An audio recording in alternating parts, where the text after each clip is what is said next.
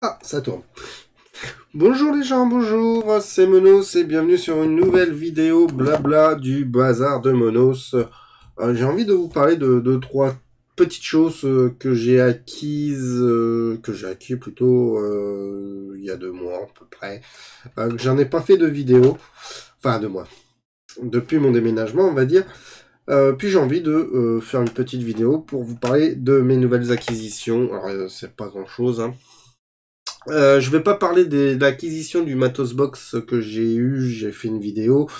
J'attends une seconde matos box qui devrait arriver, je pense, la semaine prochaine. Est-ce que ce sera la dernière que j'achète ou pas? On verra bien. On verra bien. Alors, on va commencer. Alors, j'ai pas encore testé parce que j'ai pas mon clavier maître, mais j'ai fait l'acquisition d'un câble qu'on appelle un câble MIDI. 5 broches de 4, oui c'est ça, 5 broches, donc faut que j'aille récupérer mon clavier de maître pour brancher ça sur l'Atari ST, parce que pour le moment je suis je suis en plein Atari ST, donc voilà, donc c'est à tester, on testera, j'espère très bientôt voir si je peux piloter de la musique. J'ai racheté aussi des câbles pour mettre l'Ultra Satan, parce que j'avais cassé le câble, j'avais cassé un petit truc sur l'Ultra Satan, donc j'ai dû racheter les broches. Donc il va falloir que je réinstalle ça quand j'aurai le temps. Qu'est-ce que j'ai récupéré? Alors, bon, je suis pas collectionneur de jeux, mais ça fait toujours plaisir de récupérer un petit Super Mario All-Star sur Super Nintendo. Voilà, donc ça, j'ai joué un petit peu quand j'étais gamin. Il y avait un copain qui avait cette cartouche-là. De mémoire, il y a le 1, le 2, le 3 et puis le Lost Level. En fait, le Lost Level, c'est tout simplement, si je dis pas de conneries, le vrai Super Mario Bros. 2. Voilà. Donc, si j'ai pas de conneries, j'ai récupéré. Donc, c'est une version pas dans loose. Bon, c'est suffisant pour moi. Chose un petit peu plus intéressante, mais non testée, c'est pour l'Atari 800 et 800 XE, c'est le SD Drive Max, qui est censé émuler cette fois-ci les lecteurs de disquettes et cassettes, si je dis pas encore une fois de conneries. Par contre, carte rouge, allez mettre la carte SD là-dedans, alors là je comprends pas du tout. La conception est vraiment naze, et chose qui je comprends pas, c'est que à l'intérieur on peut voir un micro USB, donc il va falloir que j'ouvre ça et que je regarde un peu. Moi ça me convient pas du tout, il y a quelque chose qui va pas avec ce boîtier. Je ne l'ai pas testé, mais bon voilà, donc j'ai récupéré ça à tester pour l'occasion.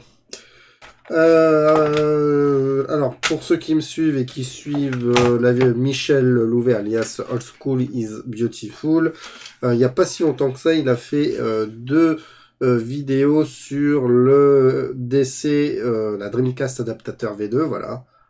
Je testerai à l'occasion, j'installerai le Bignouf. Et moi, mon CD, alors je sais pas, je crois que c'était comme lui, c'est donc le Dream Shell 4.0. Je l'ai pas ouvert.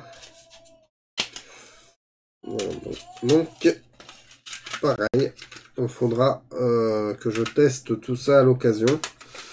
C'est pas au programme à l'heure actuelle parce que je sais que si je mets la Dreamcast en route, j'avancerai plus sur la programmation du RPG sur Atari ST. Donc voilà. Où j'ai l'air de bien taper dans le rouge avec le micro. Va falloir que je passe du réglage de micro. Et enfin, on va finir. J'ai reçu, alors là, c'est cette semaine.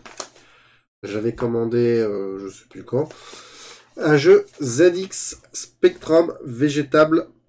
Voilà, donc il est encore sous blister. On va l'ouvrir, hein, parce que mon les blisters, je m'en fous. Sinclair ZX Spectrum 48K. Alors, on va ouvrir. Hop.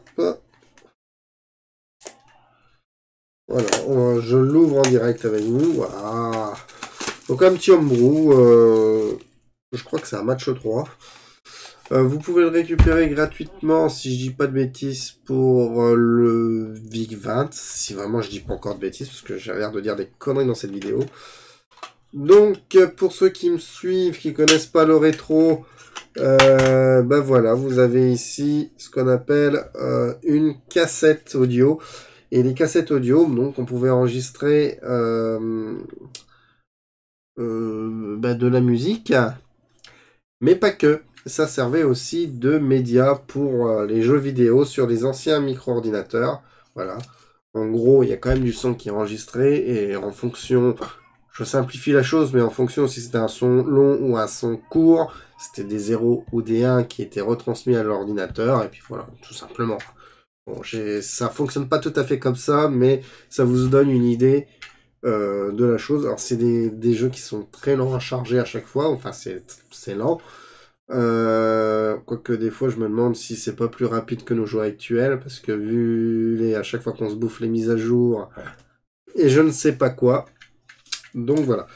Donc c'était cassette audio, et on va aller voir un petit peu. Voilà, donc la jaquette, avec le manuel qui est compris dans la jaquette. Par contre, il n'y a pas de capture d'écran, ça c'est bizarre. Il n'y a pas de capture d'écran sur le...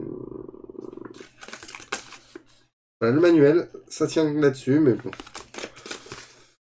Oui, bon. Voilà, donc ça s'appelle Végétable Deluxe pour ZX Spectrum. Le jeu est encore vendu, je crois. C'est bizarre, ça m'enlève. Oh non, c'est parce que c'est le machin qui est déformé. Et voilà, donc ça vaut pas grand chose. Je crois que 5, même pas une dizaine d'euros, je crois. Et c'est publié par Double Side Game. Voilà.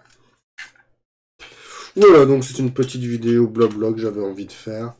Hop. Je vous fais des gros bisous. J'ai pas d'autre chose à vous montrer. J'espère on essayera d'y jouer hein, sur ZX. Je crois que j'ai la version dématérialisée. En achetant le jeu, va falloir que je regarde pour pouvoir le mettre sur le lecteur flash. Elle fait vraiment bizarre cette lettre, c'est dingue. Il va falloir que je regarde dans une vraie glace, mais très certainement des formations du truc. Enfin voilà, allez, gros bisous à tout le monde, bye bye, ciao.